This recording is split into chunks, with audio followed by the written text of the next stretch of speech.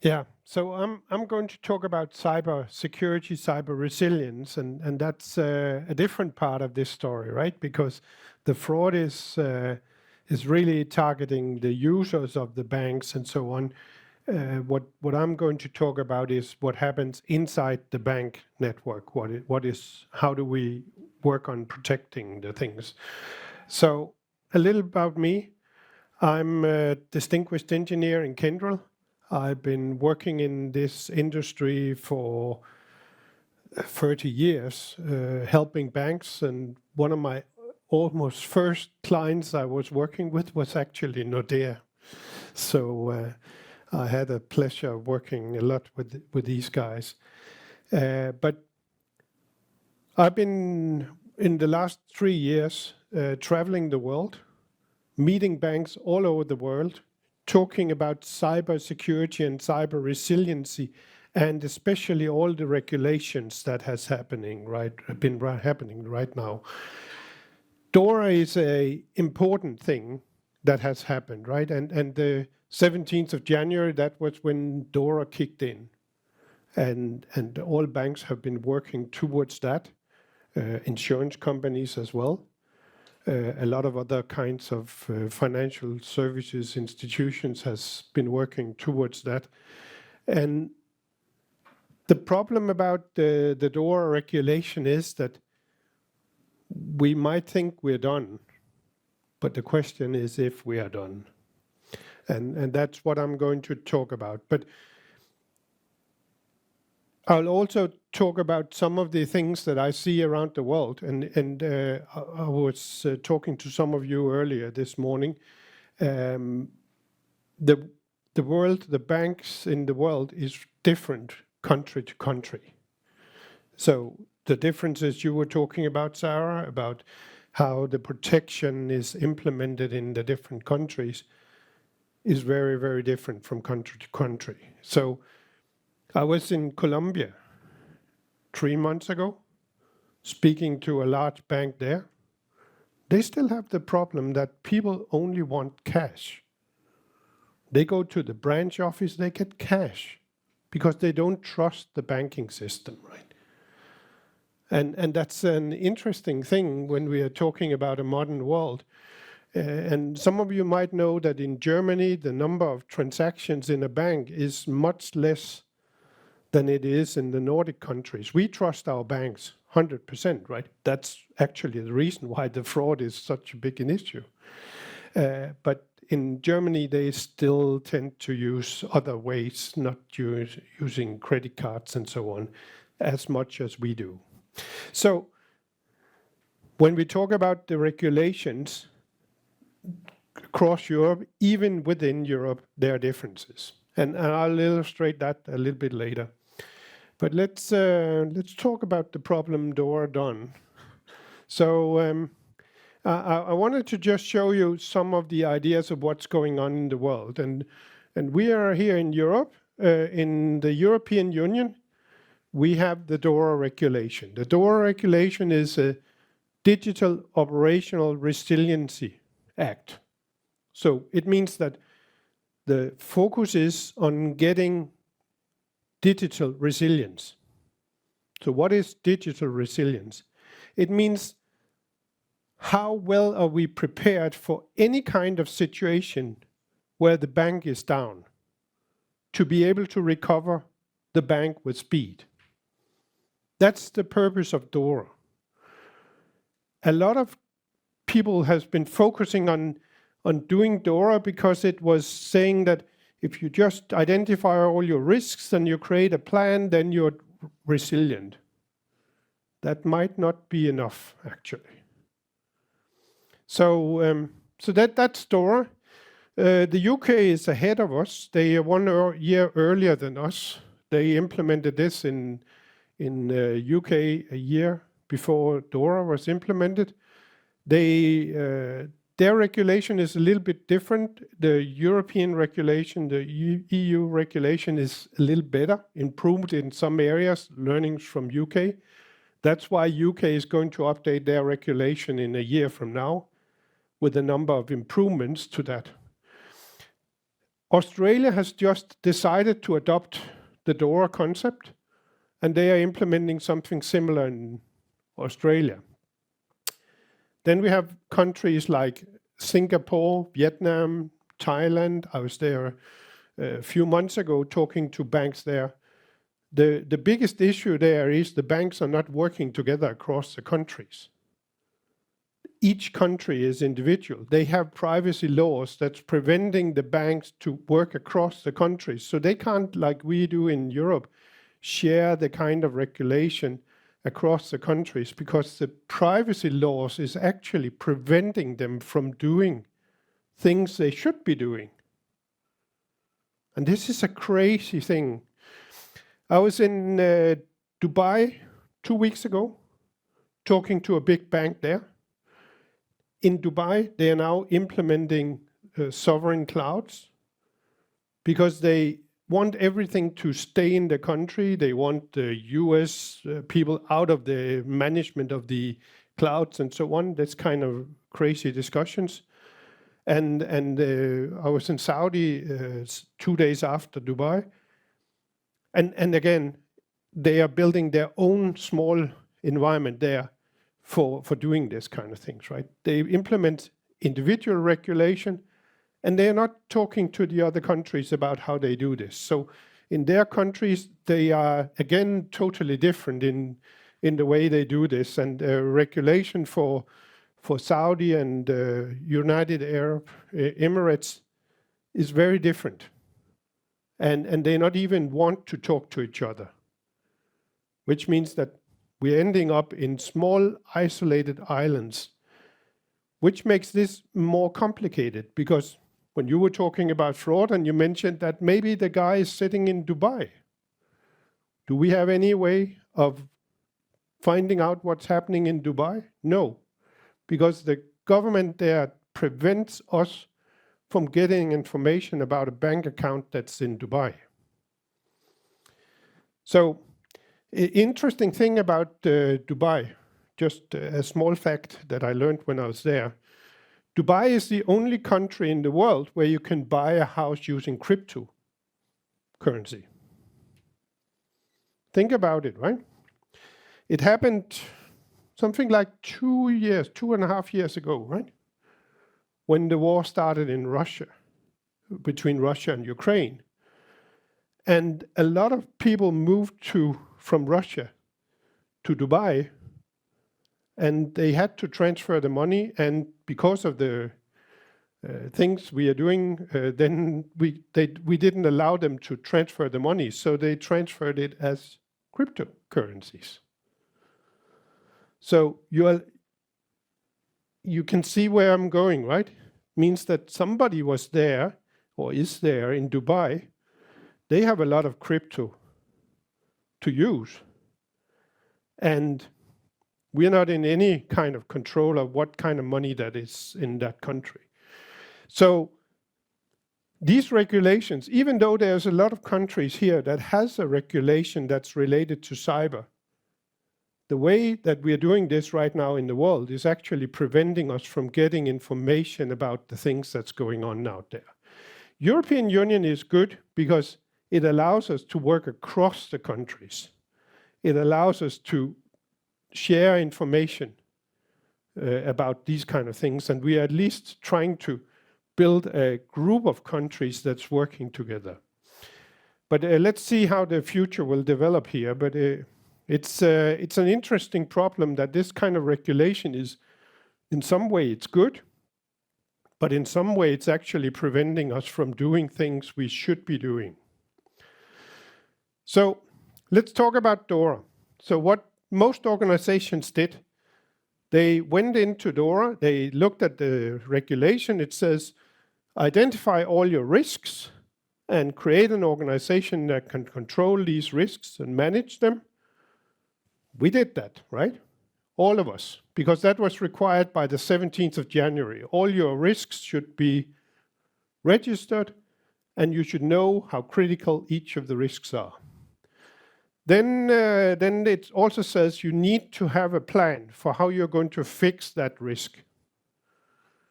So Many companies have now plans to implement different things, implement new tools and such kind of things. That's fine. And then it says, you need to know your third parties. Who are you working together with? And do you have a clear agreement that they will support you in case of a cyber crisis, that they'll step in and they'll help you? So that's all the good things. We did that piece of the Dora regulation. But then comes the other pieces. So Dora is digital operational resiliency, right?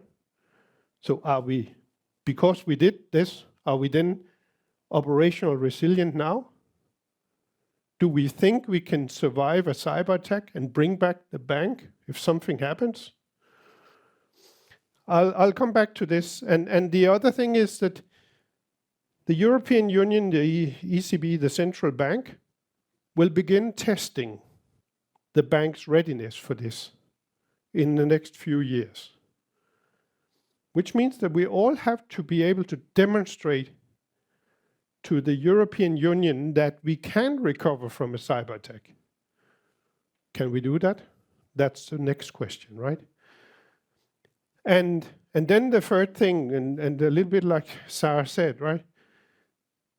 What is all the new kinds of issues that we're going to look into?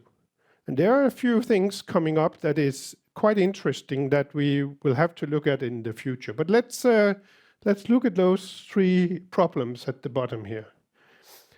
So digital operation resilient.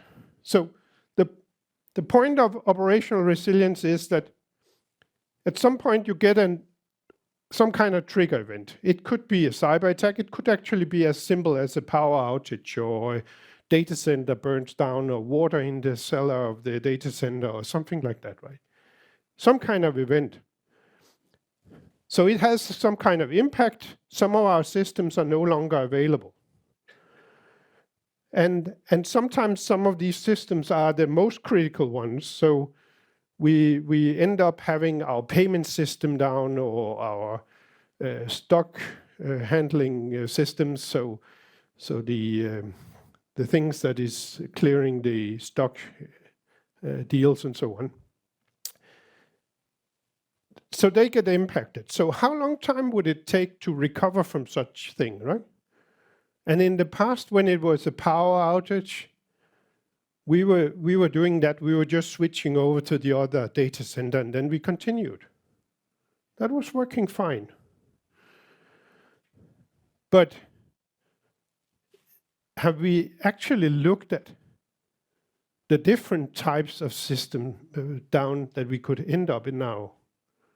So some of you saw that there was a power outage in Spain, right?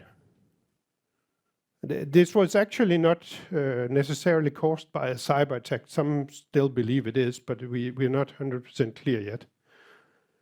But Spain was down for 2 days. 2 days. Yeah, and Portugal as well, right? So how did that impact the business there, and how did the kind of things got affected by that? And most of the big banks, they basically survived that. But there was a problem that a lot of the ATM machines lost power and so on. People couldn't get money, and there was problems with the credit card transactions because some of the network were down and so on. So how resilient is the system we have built up really in those kind of scenarios? So the question is, how long time would it take us to recover, at least recover the most critical part of our business, the payment system and so on? And how long time would it take to recover the rest of the systems after such an event, and especially when we are talking cyber? And here it often, for some banks, becomes really, really difficult, because we have seen scenarios where we were talking about how long time it would take to recover. And there is a big bank in Ireland we worked with, and when we calculated how long time it would take them to get all their IT systems up and we calculated the number, and it said 115 days. The management of that bank got really scared, right? And that's the kind of scenarios we need to understand, because as I said, the hackers that is trying to break into these banks, they will make events that's much bigger than power outages. That was only 2 days, right? If this happens in a big bank like Nordea, the bank might be down for weeks. So we need to look at our operational resiliency. And operational resiliency is more than just cybersecurity. This is a mistake in the Dora regulation, right? Dora regulation says if you just secure everything, then you're happy, right? But that's not true, because cyber attacks will happen anyway. The cyber criminals will just find a different way in than the ways you protect against. So you need to be prepared for the situation that at some point the bank is hacked. And what are we going to do if that happens, right? Are we prepared to recover the bank with speed? That's the question. So in order to do this, there is a number of things. We use this operational risk framework to do that. So we're talking about, of course, what's included in Dora, all the risks. You need to understand your risks. You need to have a really good culture in your company of people who understand exactly what is the roles and responsibilities, that know what to do when something like that happens. And just to put it in perspective, Kyndryl and Samlink, we're working with a lot of clients around the globe. We have around 4,000 clients in total. We see around 200 cyber attacks every year. I would say that in 95% of all of these cyber attacks, the client people, they don't know what to do. They have never rehearsed a cyber scenario. They never tried to understand what happens in a real cyber attack. So the culture and the roles of people needs to be very clear, and people needs to know exactly what they have to do in such a situation. Policies and standards needs to be in place. This is the kind of things, how do you log into the system? What is the rule set around this? How would you detect if something is going wrong? Service management is, of course, critical. You need to have an incident management procedure that works smoothly, so you handle the crisis. We're talking about always on, which is a different way of setting up banks than normally. We are talking about continuous availability, where system is always running. That's the new type of way of doing this. And these ways of setting up the banking systems is different, because they focus on setting it up in a way that it's secured by different ways of implementing security in different data centers. So that's a different approach. I would be happy to explain it more in detail if anyone is interested. Then reliability. We need to optimize our systems for being stable and reliable, trusting. Manage the threats, controlling all the things that's going on in your environment. Setting up for cyber resilience, and I'll come back to that in a second. And then being regulatory compliant. Because of course it's important to be compliant with the Dora regulation. But what I'm saying is that's not enough. We need to do more. But this is the system we are working with a lot of banks to look at how we can improve the operational resilience and make sure that the bank can survive any kind of event. So the question is really, how can you recover from a cyber attack? And this is where it becomes interesting, because when we look at a cyber attack, and this is a typical example of a malware attack, and a malware attack is still the one most common way. So you get a malware into the environment, and some of you would say, no, that's very difficult. No, it's quite easy. There is developers in most banks. They download software every day to test it and see if it's a piece of code they can use in their application. So they download something, they might scan it, and when they scan it, they will be able to see that there's nothing inside that software. They just run it, and then nothing happens. They find out that this was not interesting, they uninstall it again. But the problem is the malware is already in there. And it's spreading slowly in the environment, and it gets into the backups. And day by day, it gets into more and more systems, and then it's in many, many systems. And this is where the problem comes, because at a certain point, we have this trigger event that causes that the malware explodes, and you get the screen with the skulls and bones, and pay so many cryptocurrency people to those Russians sitting down in Dubai, right? That's what's going to happen.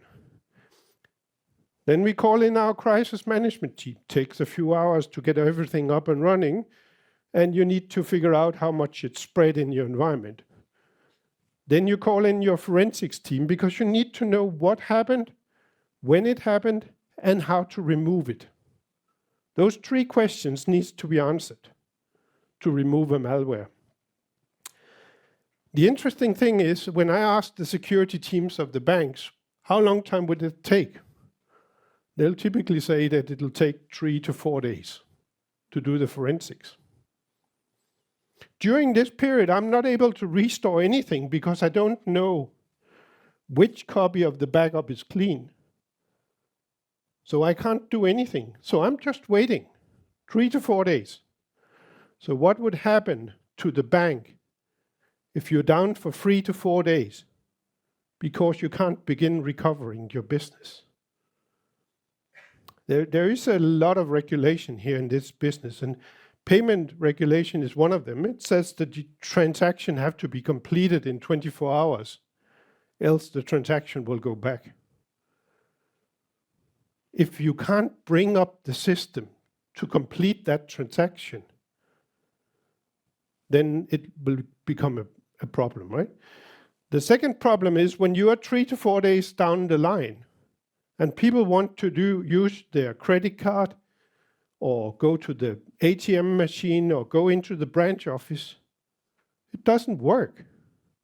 They can't get money. Now it's no longer a banking problem. It's a countrywide problem. We're 3 to 4 days down here. Then finally you find out what it is, and you find out how to remove it. Then take a big bank like Nordea. They have something like 20,000 servers. 20,000 servers will take 200 days to restore. 200 days. So which ones to recover first and get them up and running? The payment system goes first, of course, and so on. So 10 days down the line, the payment systems is finally up and running. And now comes all the other systems. And this is the problem I'm struggling with, because this is what the regulator is asking us to solve. So when we are talking about cyber recovery, it's very different from the techniques we have been using in the past. Cyber recovery is a different thing. And it starts from a very different perspective. And it's much more complicated, takes much longer time, and RTO, RPO, which many banks still talking about, is not valid any longer. So you need to understand exactly what is underneath your systems if your Active Directory is gone. And this is an interesting thing. I'm working with a large bank in the Netherlands. The Active Directory is the key for all people to log in and all the servers to connect to their environment. The Active Directory is running on top of VMware. And in order to start up the VMware, it needs the DNS and the Active Directory to be running. So now you have a loop, right? You can't start VMware because Active Directory is not running, and Active Directory cannot be started because it's running on top of VMware. The bank has never considered that problem until we spoke to them about this recovery problem. this is the kind of crazy things we are seeing because people don't understand what's the underlying infrastructure that they need to recover. Then the recovery of all the applications takes time. Many banks doesn't have a strategy for this, and they don't know what is the most critical things in the bank to recover. So this is the key things you need to understand. So we looked at the different banks, and we looked at where they are. And this is just a quick comparison of the different countries. So US is best at doing this from a technology, process, and people perspective. If we go to the Northern Europe, we are behind. The Nordic countries is still behind here. It's not just because the Dora regulation is 1 year behind. It's simply because we technology-wise, people process-wise, is not prepared for this yet. And Southern Europe and Latin America is even worse, right? So the problem we have with this piece is that the recovery needs to be tested in 2077. And how are we going to demonstrate to the Central European Bank that we can recover the bank in 1 day for the payment services? 1 day. I haven't met any bank in Europe that guarantees me that they can bring up the payment system in 1 day. The banks in UK, they are still working with 3 to 4 days. So we have a big gap here. We're not DORA compliant. So I just want to skip to the last one. So the last thing is the new kinds of threats that's coming that we need to be prepared for is 2 different things. I was talking about this being a malware attack, right? Look forward for AI, right? AI is nice. We're using AI, it's perfect. But AI can generate new malware. Like this. You can go to the dark web and you can buy a new malware that has not existed before. And when you use your anti-malware, antivirus detection tools, it won't be able to see it. We're not prepared for that situation. And when this kind of malware comes, then the problem is really that we don't know what to do. The last thing that I just want to mention is crypto, not crypto, quantum. Quantum readiness is the next big thing as well. With quantum computers, you can break all the encryption of all the banks in minutes. And it means that we have to replace all our encryption algorithms that we're using. And that's not a small project. And we're just a few years away from the criminals being able to decrypt all the data that we have and break into any of our systems. So there are 2 major threats that we have no control of. And that's these 2 things, right? The AI-generated malware and the quantum problem that's right in front of us. We need to solve these problems, as well as fixing that recovery problem that we all have. So, Dora is done, yeah. But are we still Dora ready? That's the question. So, thank you. Any questions? Thanks for that. It's super interesting. So I have a question with regards to Dora, right? Being Dora ready. So working for a bank, and when you're not an expert in that field, it just seems odd that suddenly the bank has to invest in Dora, and there's like a lot of stakeholders internally that are perceived as simply selling Dora. And unable to really articulate, okay, what has Dora really brought? What has Dora brought that is really a delta in addition to what the banks have been doing already, hopefully, to maintain continuity of the systems, to protect information security, etc. And we have just found it really hard to understand that and articulate it, and therefore embed this culture, right, within the banks, when people just don't understand what are we doing on top of what we used to be doing anyway. So the interesting discussion that really comes from about Dora is that if you go back just 8 years, we didn't talk about cyber at all. Just 4 years ago, we were still not really focused on it. Yes, it happened. We heard about the malware attacks on some companies like Maersk, who was hit by the NotPetya attack in 2017 and so on. We think that this is just single events. The point is, and this is one thing that I didn't mention, but the cybercrime industry is $20 trillion of value per year. It's somewhere just behind the complete China industry, complete China economy, right? Cybercrime is so big a thing. It makes sense to break into a banking system and take down the bank, because if they can get some crypto value out of that, they are earning money. It's actually the most targeted industry is the hospitals. That's pretty simple, right? If you hack a hospital, people might die. The hospital pays.